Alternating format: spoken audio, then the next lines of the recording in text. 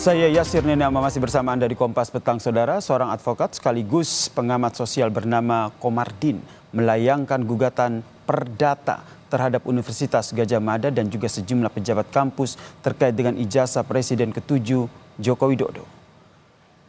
Sejumlah pejabat yang digugat perdata ke Pengadilan Sleman mulai dari tingkat rektor, 4 orang wakil rektor, dekan Fakultas Kehutanan UGM hingga kepala perpustakaan dan juga pembimbing skripsi Joko Widodo.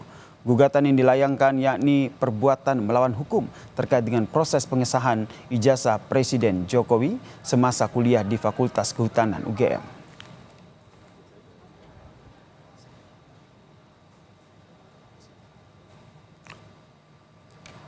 Kami kutip dari laman Sistem Informasi Penelusuran Perkara, Saudara, Pengadilan Negeri Sleman, gugatan terdaftar dengan nomor 106, penggugat tercantum atas nama IR Komardin dengan tergugat rektor, wakil rektor 1 hingga 4, dekan Fakultas Kehutanan, kepala perpustakaan Fakultas Kehutanan UGM, dan pembimbing skripsi Joko Widodo di UGM. IR Kasmojo, Saudara. Klasifikasi perkara gugatan itu perbuatan hukum yang didaftarkan pada Senin 5 Mei 2025. Dokumen ijazah untuk menyerahkan di Barreskrim ini hanya diperintahkan seperti itu aja karena kita sebagai ahli ipar percaya untuk membawa dokumen ini. Skripsinya tidak patut dan tidak layak. Skripsinya kita berani main 99,9% itu adalah palsu. Rabu 9 Mei 2025, adik ipar Presiden ke-7 Joko Widodo Wahyudi Andrianto bersama dengan pengacara mendatangi Barreskrim Polri. Hal ini dilakukan untuk menyerahkan ijazah Jokowi ke penyidik untuk kepentingan uji laboratorium forensik. Dan sekarang sudah diserahkan ke Barreskrim dan nanti untuk selanjutnya untuk bisa menerangkan adalah dari penasihat hukum maupun di Barreskrim.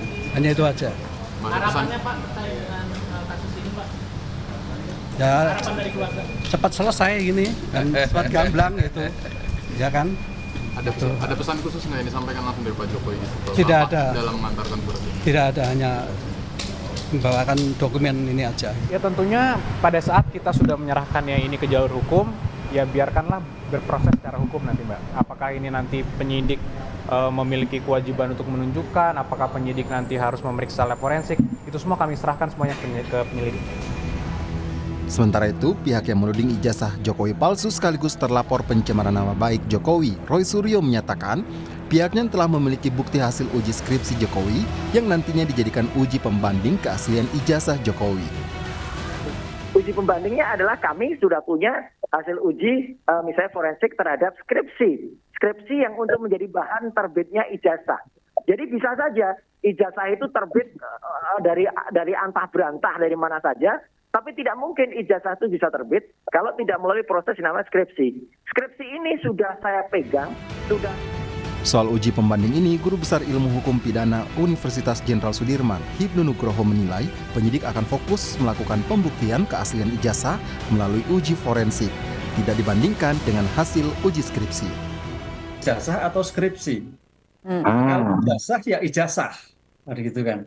Disinilah ijazah yang akan dilihat sejauh mana identifikasi tentang tanda tangan, sejauh mana identifikasi tentang stempel, sejauh mana identifikasi tentang kop surat. Lah, itu yang saya kira akan dinilai nanti. Makanya Pak Dir Mabes Polri tadi tinggal 10, karena 10 itu yang menentukan, 10% itu. Karena 10% itu menentukan identifikasi tentang ijazah. Identik atau tidak identik. Apa? Nomornya, tanda tangannya, kemudian stempelnya, kop UGM-nya, itu yang saya kira akan dibuka tentang ijazahnya. Oh, ijazahnya ini identik, ya berarti selesai. Oh, ijazahnya tidak identik, oh berarti bermasalah. Nah. Proses penyelidikan tudingan ijazah palsu Jokowi sudah berjalan hampir 1 bulan.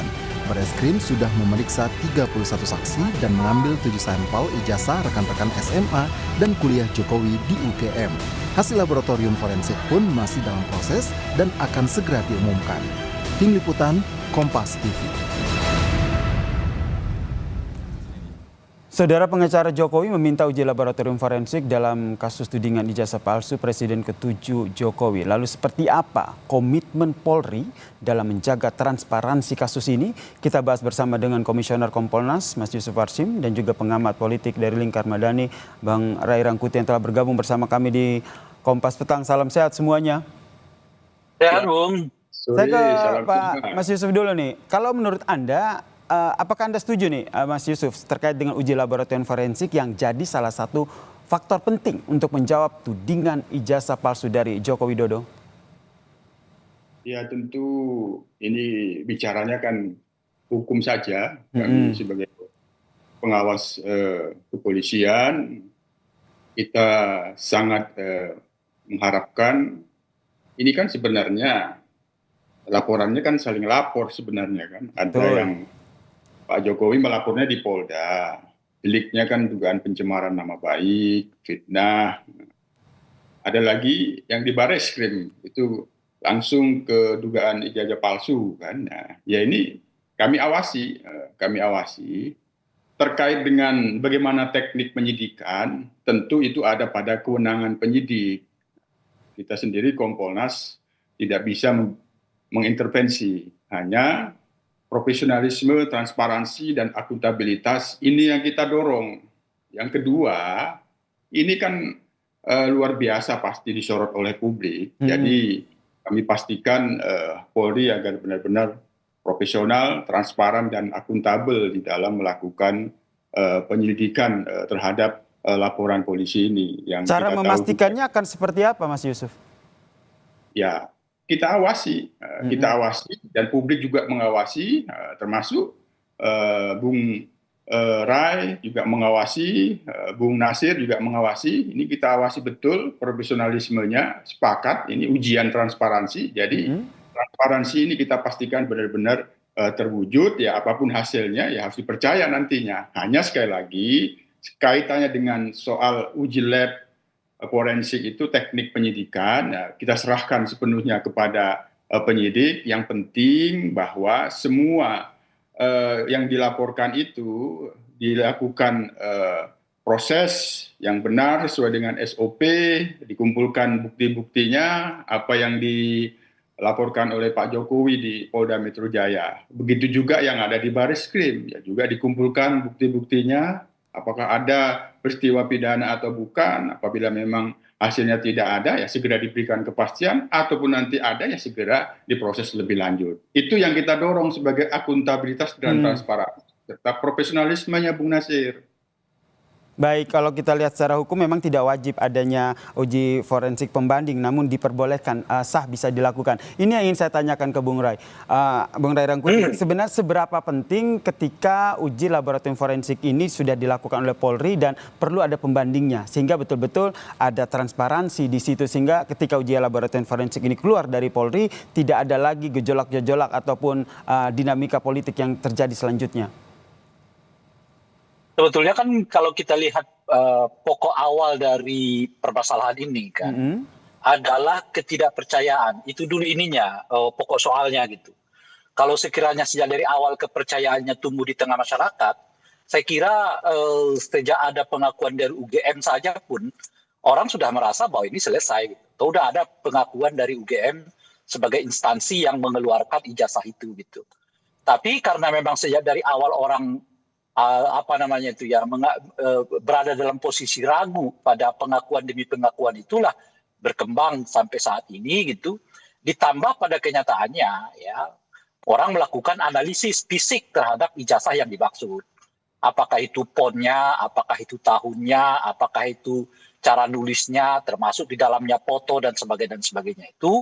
Berangkat dari itu semua orang membuat semacam kesimpulan bahwa ada perbedaan antara ijazah yang diakui dikeluarkan oleh UGM itu dengan ijazah yang di tangan Pak Jokowi yang berkembang di tengah masyarakat ini gitu. Lalu setelah itu ya kemudian ada upaya untuk meminta UGM mengeluarkan secara fisik. Tapi kan seperti disampaikan oleh UGM bahwa ijazah itu milik individu-individu. UGM sendiri tidak menyimpan fisiknya dan inilah sekarang yang di tangan Pak Jokowi. Nah, kalau orang mendasarkan diri pada temuan-temuan mereka pada fotokopi ijazah yang berkembang yang dianalisa itu, lalu sekarang itu yang bawa diuji di di lab gitu. Saya kira ada dua di sini nih. Hal pertama adalah uji lab itu sesuatu yang mungkin sulit untuk dihindari. Sebab meskipun sudah dilakukan oleh kepolisian melakukan perbandingan ya, sehingga saya 7-8 ijazah oleh Bareskrim untuk membandingkan antara ijazah yang dikeluarkan di tahun yang sama, kemudian juga di fakultas yang sama, jurusan yang sama. Tapi lagi-lagi ya kan justru itulah yang harus dibuktikan antara dua ijazah yang berkembang atau 7 atau 8 ijazah dengan ijazah yang ada di tangan Pak Jokowi itu gitu ya.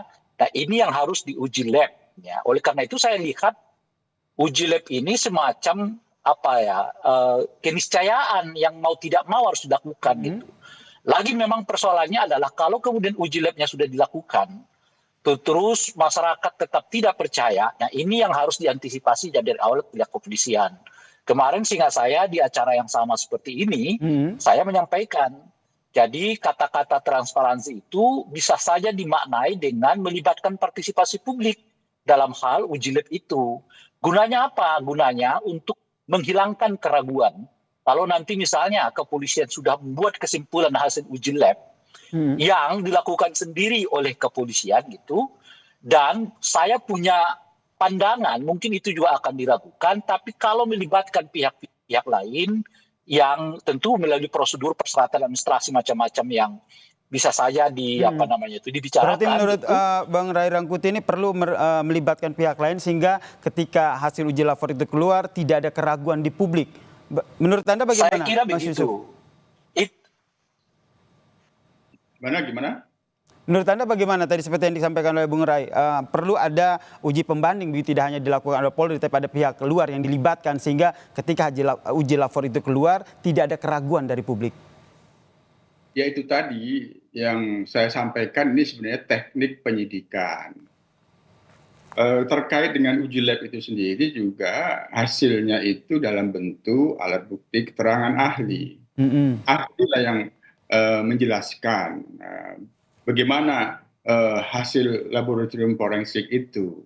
Nah, jadi itu sekali lagi, ini teknik penyidikan tentu kaitannya dengan pengawasan, ya nanti bisa kita misal keterangan ahlinya dari laboratorium forensik itu seperti apa, itu bisa kita minta tanyakan. Nah, karena bagaimanapun yang melakukan pengujian laboratorium forensik itu kan ahli.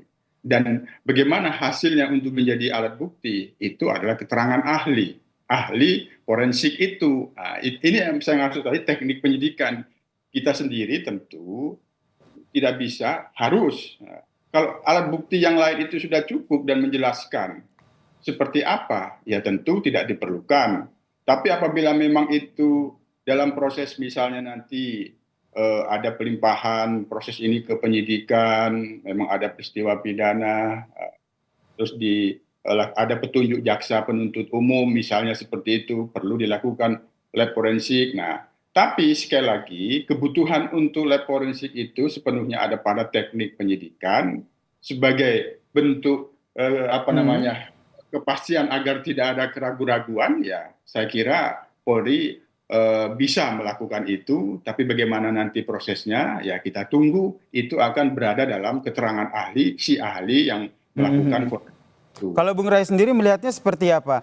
Keraguan dari publik ini muncul apakah karena memang masih ada ketidakpercayaan dalam mengusut kasus ini secara tidak transparan yang dilakukan oleh Polri karena memang yang diusut ini adalah kasus dari Presiden ke-7 Joko Widodo atau seperti apa? Ya lebih besar dari sekedar tidak percaya pada kajian lah katakan begitu atau penyelidikan pihak kepolisian. Tetapi kan seperti kita ketahui saat ini berkembang begitu luas ketidakpercayaan pada kinerja kepolisian gitu, pada netralitas mereka dan sebagainya gitu. Jadi ini sudah merambah kepada institusi, bukan lagi kepada bagian dalam institusi itu atau orang per orang dalam institusi. Secara umum ada ketidakpercayaan yang berkembang luas di tengah masyarakat terhadap institusi kepolisian gitu. Nah, itulah yang menurut saya perlu dijawab oleh polisi. Sebab kalau misalnya ya mereka membuka diri untuk katakanlah, ini salah satu solusi loh ya, bukan hanya satu-satunya solusi. Misalnya, katakanlah mereka mengundang ahli yang mungkin dipercaya oleh pihak-pihak para pelapor, misalnya begitu ya, untuk terlibat dalam uji lab ini gitu. Itu juga apapun hasilnya nanti akan dapat membantu kepercayaan publik terhadap institusi polisi gitu. Jadi harus dilihat dalam konteks itu, nggak dilihat dalam konteks kasus ini saja gitu. Soal kasus ijazah ini, tapi harus dilihat dalam konteks yang lebih besar adalah soal bagaimana memperbaiki citra institusi polisi di tengah masyarakat gitu. Nah, itu maksud saya. Nah, oleh kalau mereka ini salah satu loh ya, bukan satu-satunya. Misalnya membuka diri untuk mengundang siapa kira-kira pihak ahli dari para pelapor misalnya gitu, atau juga mungkin akan mengundang pihak terlapor dalam hal ini misalnya gitu ya. Nah, sama-sama tuh ya, tentu mungkin dari sana ada ahli dari forensik yang mereka bisa percaya, dari sini juga mungkin ada ahli forensik yang mereka percaya, diuji di lab yang dimiliki oleh polisi, yang pengakuan polisi menjadi satu-satunya lab, salah satu lab terbaik ya di Asia Tenggara ini kata mereka gitu. Nah, jadi ini bukan lagi satu ya, ini bukan persoalan alat ya, bukan persoalan kemampuan, tapi bukan persoalan, ini persoalan kepercayaan, dan kepercayaan itulah yang harus ditimbulkan oleh polisi. Kalau polisi sendiri yang melakukan oleh polisi ya terkait dengan kasus itu maksud ini. Saya, iya. Jadi kalau polisi sendiri yang melakukan nih, gitu ya, kan sebetulnya dari dulu orang percaya pada hasil yang dilakukan oleh institusi-institusi yang berhubungan dengan kekuasaan, nggak akan berkembang sepanjang ini gitu loh, selarut ini kasus ini gitu. Baik, saya ke Mas Yusuf Warsim nih, sebagai Komisioner Kompolnas, apa yang harus dilakukan terkait dengan pemeriksaan gini, karena dalam kasus ini memang ujian transparansi Polri sangat ditentukan. Ya, untuk memastikan agar profesional, transparan, dan akuntabel, proses terhadap laporan polisi ini benar-benar dilakukan secara komprehensif. Nah, tadi apabila ada aspirasi, saran-saran, perlu ada pelibatan ahli yang bisa memberikan kepercayaan publik, yaitu sangat terbuka, itu nanti kita dorong. Tapi biar teknik penyidikan ini berada pada kewenangan penyidik, yang kita tuntut dilakukan secara komprehensif, cermat, dan betul-betul sungguh-sungguh. Kalau memang ada keraguan publik tentang keaslian atau kepalsuan, tapi untuk laporan Pak Jokowi di Polda Metro ini kan deliknya pencemaran nama baik, fitnah. Maka ya tentu ketika itu nanti diproses, pembuktiannya kan ada proses itu. Terus adakah tindak pidana pencemaran nama baik itu, adakah tindak pidana yang kaitannya dengan Undang-Undang ITE. Nah, kalau laporan polisinya ijazah palsu, lebih sederhana lagi. Yang dikatakan palsu itu yang mana, yang dikatakan yang asli itu di mana. Kan begitu pembuktiannya. Nah, ketika itulah nanti kalau soal ijazah palsu, untuk membuktikan yang asli itu yang mana, itu harus ada pembanding. Biasanya di situ ada kebutuhan untuk dilakukan pemeriksaan laboratorium forensik sebagai pembanding. Misalnya seperti itu. Nah, ini yang kita terus awasi agar itu benar-benar dilakukan secara komprehensif, tidak parsial. Dilakukan secara komprehensif gitu ya, sehingga tidak ada keraguan. Begitu ya. Saya ke Bung Ray ini, dari perjalanan kasus ini kita lihat tentu seperti kata Anda tadi, tidak hanya saat uji laboratorium forensik saja, tapi dari awal perjalanan kasus ini, apa yang menjadi catatan Anda sehingga betul-betul tidak ada lagi keraguan di publik saat hasil penyidikan dari kasus ini selesai dilakukan oleh Polri? Ya, saya kira itu tadi. Jadi pendekatannya tidak hanya sekedar prosedur formal begitu. Misalnya polisi merasa bahwa ini kan cukup dengan kewenangan kita saja. Ya memang cukup kalau soal Anda mau cukup. Tapi kalau Anda ingin juga menjawab soal keraguan itu, ya tentu perlu cara-cara lain untuk menambah kepercayaan publik terhadap hasil yang Anda kerjakan gitu. Nah, oleh karena itulah menurut saya harus ada tambahan atau ekstra terhadap katakanlah prosedur itu. Misalnya begini. Apakah prosedurnya melarang orang terlibat, orang lain tentu di luar yang sudah merupakan kelaziman di institusi polisi, dilibatkan dalam uji forensik?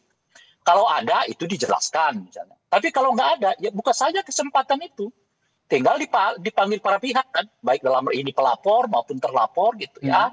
Baik kita uji bersama-sama gitu. Itu kan mekanisme yang sangat simpel selama ya tentu diperkenankan secara aturan. Kecuali polisi mengatakan itu nggak ada aturannya tuh, melibatkan pihak lain yang kami nggak setujui misalnya untuk terlibat dalam uji forensik ini. Kalau udah begitu ya kita berhenti gitu ya. Silakan lapor ini ke sendiri. Cuman apakah itu nanti akan menimbulkan kepercayaan publik? Nah itu masih jadi pertanyaan besar gitu. Tapi kalau misalnya mekanisme yang kedua dilakukan atau ditambah dengan mekanisme yang lain yang mungkin diperkenankan di dalam proses ini gitu ya, artinya kalaupun ada keraguannya, ya orang dengan sangat mengatakan bukankah ahli dari Anda juga ikut terlibat dalam hal uji lab itu gitu loh kira-kira. Oke, dari Kompolnas sendiri melihatnya seperti apa pengawasan yang dilakukan dalam tahapan-tahapan dari proses penyidikan kasus ini? Ya, yang kita pantau sementara ini kan sepertinya masih dalam proses pendalaman, terus dilakukan penyelidikan, beberapa pihak termasuk pelapor dimintain klarifikasi, termasuk kemarin di Polda Metro Jaya kan ada yang sudah memenuhi undangan. Jadi proses penyelidikan itu kan dimintakan klarifikasi dulu untuk mencari bukti-bukti ada tidak peristiwa pidana yang dilaporkan ini. Hanya nanti kan juga bisa diminta keterangan ahli pidana dulu. Ini ada pidananya tidak ini? Yang dianalisis oleh mereka-mereka yang ini dilaporkan ke Polda Metro Jaya. Ya, ini saya kira yang kita perlu pastikan proses penyelidikannya ya secara formalistik tentu harus sesuai dengan SOP. Penyelidikan tindak pidana kan dalam rangka memastikan kebenaran material itu ada atau tidak. Jadi ini masih awal, jadi kita kawal, kita awasi sama-sama agar profesional, transparan dan akuntabel agar tidak ada keraguan-keraguan publik terhadap hasil yang dilakukan oleh Polri. Itu yang paling utama. Baik, terima kasih Komisioner Jadi mungkin Kompolnas. perlu ditambahi Bung Yasir ya. Ya, singkat saja silakan. Sebenarnya kan keraguan itu juga punya basis yang cukup kuat ya. Ingat loh ya, kenapa sekarang mulai banyak orang berbondong-bondong melaporkan dugaan ijazah palsu Pak Jokowi? Karena pernah 2 kali dilaporkan, tapi alih-alih dilakukan proses ya seperti sekarang lah, misalnya uji lab macam-macam, yang ada pelapor-pelapor itu malah tersangkut hukum kan. Baik, ini yang menjadi ujian untuk institusi Polri ya, Iya. bagaimana mendudukan kasus ini secara transparan dalam pengusutannya. Terima kasih Komisioner Kompolnas Mas Yusuf Marsim dan juga pengamat politik dari Lingkar Madani, Mas Ray Rangkuti telah bergabung bersama kami di Kompas Petang. Salam sehat semuanya. Dan saudara, usai jeda Kompas Petang masih akan hadir dengan informasi buntut tindakan diskriminatif supporter Indonesia. Federasi Sepak Bola Dunia FIFA menjatuhkan sanksi denda 400 juta rupiah kepada PSSI.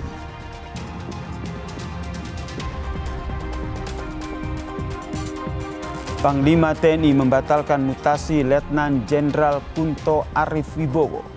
Publik mengaitkan mutasi ini dengan ayah Letnan Kunto, Tri Sutrisno, yang meminta pemakzulan Wapres Gibran Rakabuming Raka. Catatan Kompas akan mengulasnya sesaat lagi, saudara.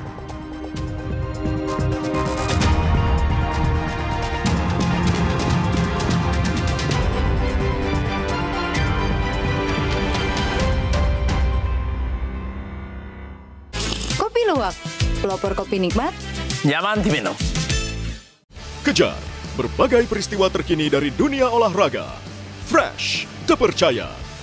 Kompas Sport pagi dalam Kompas Pagi.